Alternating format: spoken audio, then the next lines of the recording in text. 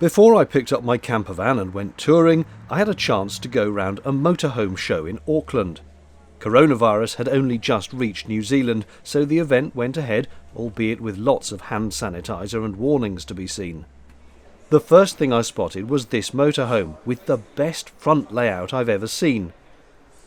Made by German firm Bürstner on a Fiat Ducato chassis, it has the dinette seats facing each other, instead of the typically squashed L shape, making it feel bigger and more open to my eye.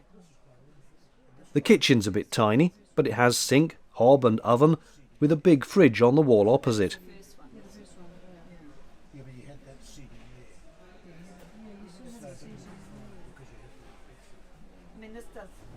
Beds in this version are 2 singles at the back.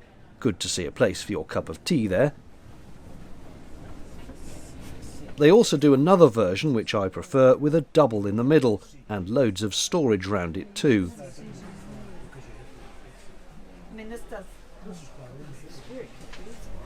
There's a shower with dual drains in case you're not on level ground.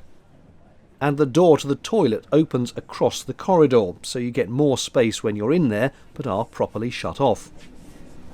These things aren't cheap, and look even worse when seen in New Zealand dollars, which are about 2 to the British pound at present. Next up, if you fancy some rugged caravanning, this looks fairly meaty with that stamped black aluminium plate on the sides. The tyres look suited to going off-road as well. The brochure confirms this is not aimed at people going to caravan parks. Inside, not to my taste really, but loads of space and stuff. Lots of storage, quite comfortable and practical to live in for a while, I reckon.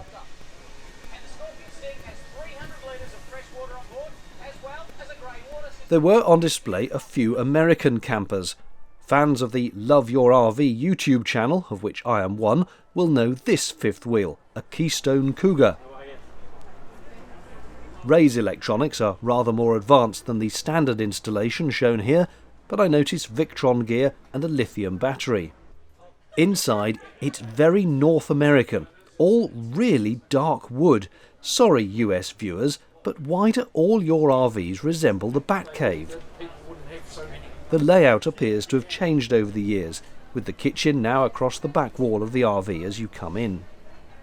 A nice double bed, more dark design and fabrics though. I've always had a soft spot for these demountable truck campers. You just don't see them in the UK, but the idea you can drive off leaving the accommodation behind on its own legs is very neat. And this one slides out for a little extra space too. Another difference with the UK is the emphasis here on outdoor cooking. We might just get away with the occasional barbecue every now and then. Here it's a constant theme. Inside, oh dear me, that wood. And worse, the wallpaper. It looks like a house from the 1970s.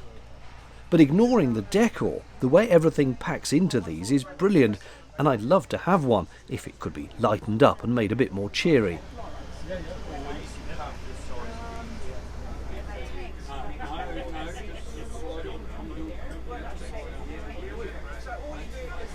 This looks like the same thing, but it's a fixed motorhome on a truck chassis, so you have a compact unit but an all-in-one item. Again, not cheap. You can access the cab from within, and the bed is over the cab, which tucks it away neatly.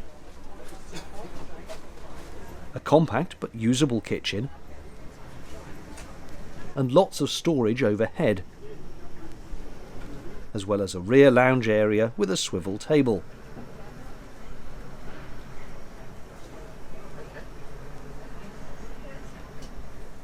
And there's a bathroom in here too. This one's similar but bigger. A bed over the cab as before, and access into the cab from the front. Good cooking facilities too. If you're camping in warm places, then a fabric roof you can raise and lower is a neat idea. And this one's very much aimed at outdoor living, clearly, with the whole kitchen built into the side of the unit, from the slide-out refrigerator to the sink and cooktop on the inset shelf. Inside you get a huge bed with a lounge area next to it and a compact bathroom. This one made me think of an ice cream van for some reason. Again, that whole top half has fabric sides so it can be lowered for towing. Everything inside is no higher than the halfway line, so that roof and the sides can fold down. You've got a double bed at the back, fully functional kitchen area, and a load of storage in the front. Quite cool for that price, I think. Speaking of campers that pack down, this other off-roading beast caught my eye. It looks like a series of flight cases, but unfolds into a part tent, part caravan. There's a sleeping area flipped out to one side, and more outdoor cooking sliding out on a tray.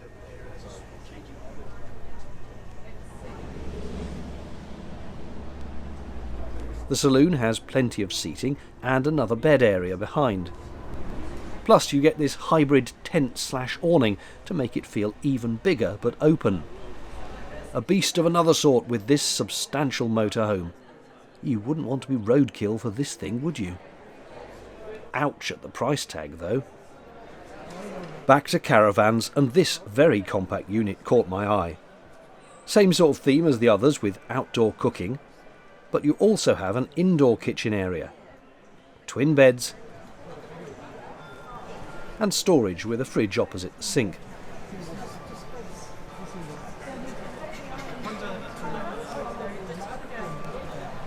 There's a wet room for toilet and shower, but at 30 grand in UK money, it does strike me as pricey.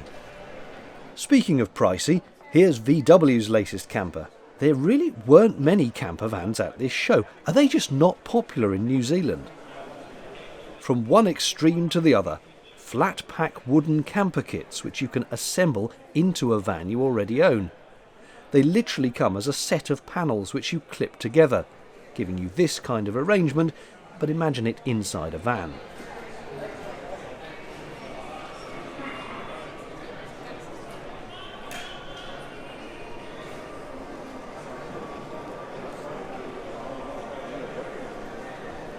Other novelties on display included these stackable lithium battery packs where you increase the capacity just by sticking another one on top. They are a bit small, but I like the concept. And being a boater, I rather fancied one of these for paddling up the canals.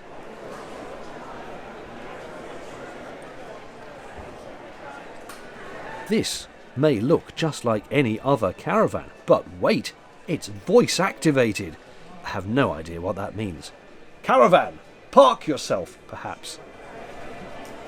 I'm ashamed to say that until this day I had never realised that an REO Speedwagon was anything other than a light rock band. But it's an early 20th century pickup truck, and in this case one that was converted to a motorhome. Look at that lovely old engine.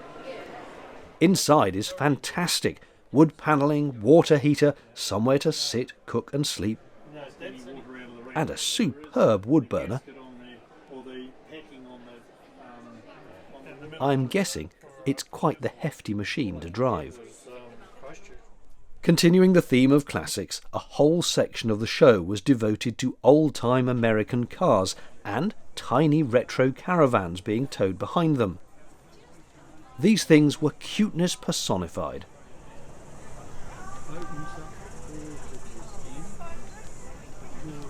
And there were loads of them, gleaming in the glorious sunshine.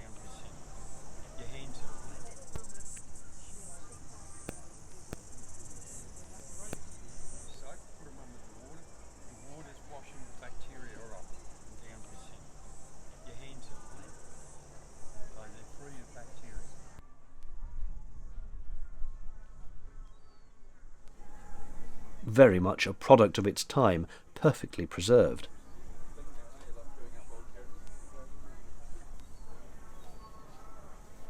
Just before I finished, I was delighted to meet Karen again, aka Travelling K, who was at the show not only to browse, but to give a talk every day on her life as a caravan dweller.